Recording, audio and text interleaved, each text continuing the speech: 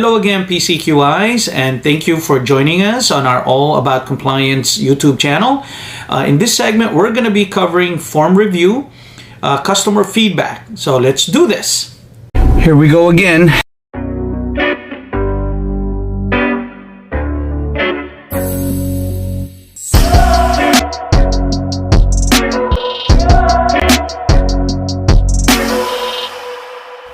So welcome back again, PCQI. Let's do our review of our form, which is one of our tasks as PCQI. This particular form is for a customer feedback. So now this form, just an FYI as I'm putting it together, it really did not give the purpose of the use of the form. So I'm making just a note in there for our PCQI that we're mentoring. What is the purpose of the form, right? To capture what information that you need. Is it just a feedback for something that's positive, for quality tracking, maybe for complaints, or maybe it's all incorporated in one. So we're gonna need to separate some of those activities per se, right? As a PCQI, we need to take a look at these type of feedback from our customer, so it would help us assess our improvements or any improvements that we need to take. So let's begin with our customer feedback form. So the form has a date section, order number, customer name, email, and customer address. So basic information. Now, it does not have, on this particular section of the form, does not have the location of purchase. So if I'm looking at this, that it will, coincide with a customer complaint, it would be great if the customer service department can ask that question. By the way, where did you purchase it? At a supermarket, online, or, food service or restaurant, whatever that is. We don't know where this particular customer had purchased this particular product. And then the other part of that is the product information, right? So we mentioned product, it's not missing here. What did they buy, how much quantity they purchased, and we had the where already on the location. Do we have a copy of the lot code, batch number, on the finished product? That information is not here. Maybe this, it's a different form for customer complaint, but I'm just looking at it on the PCQI point of view and looking at this. Now, the next part, they have a reason of feedback or provide details or a comment section. And so basically, I'm assuming that this is the customer service department when they get a phone call that they have some check mark on, is it from an advertising or a promotion for coupons, or general question, product praise, suggestion or ideas. And then they had a thing on there, where to buy. Maybe that's an inquiry, where I'm getting this, where can I buy this product? But then they have a thing here that says product quality and safety concerns. So there's a check mark there. And then the other part of it is wholesale inquiry. So my assumptions are correct that this form is also going to be talking about some quality or product safety event questions for that. So then we need to take a look at this form and reevaluate it, incorporating the product details, where it was purchased, lot or batch number, so we can look at our traceability, for that. Okay, so on this form, we're going to make an adjustment for this for our PCQI. They also put a comment / feedback area where you can type it in or handwrite it in. So as a customer service team, when I get this, obviously we're paper based with this particular PCQI, and you're using this on your binder and you're filling this out.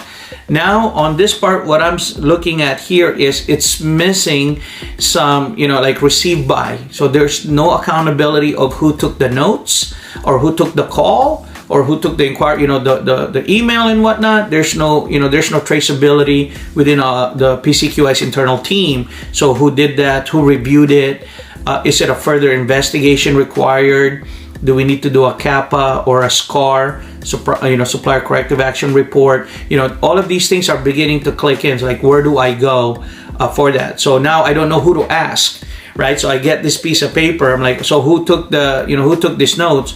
What if your customer service department has more than one person, and that other person is not in? You see what I mean? So it creates another chaos right? And we need to manage those as PCQI as much as possible when it comes to these.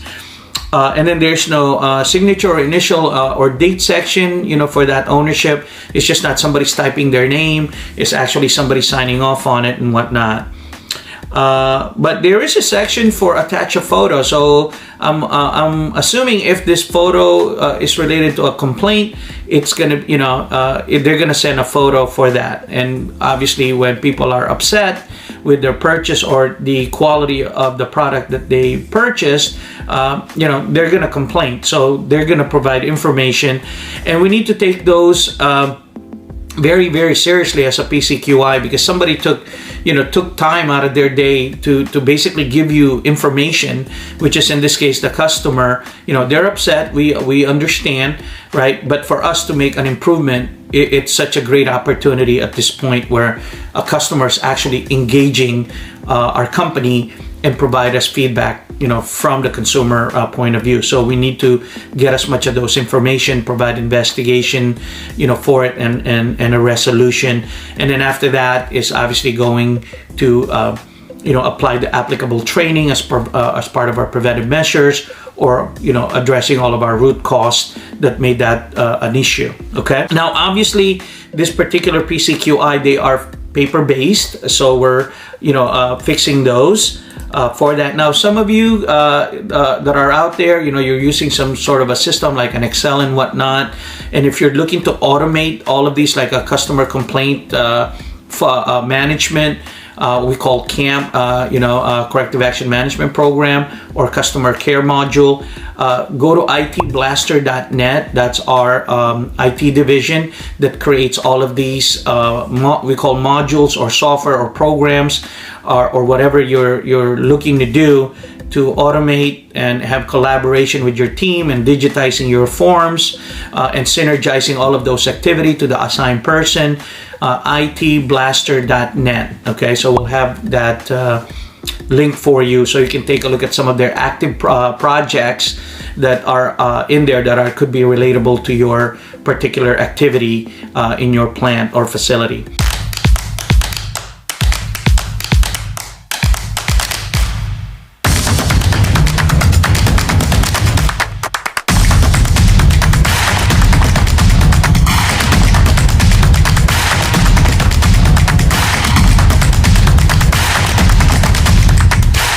Anyways, PCQI, let me end it there. I'll finish up my customer form feedback for our PCQI and some of the notes that we need to apply. And till then, thank you for your time. Thank you for your viewership.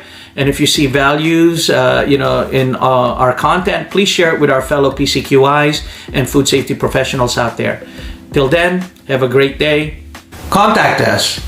And don't forget to share, like, and subscribe. Thanks again, PCQIs. Have a good one.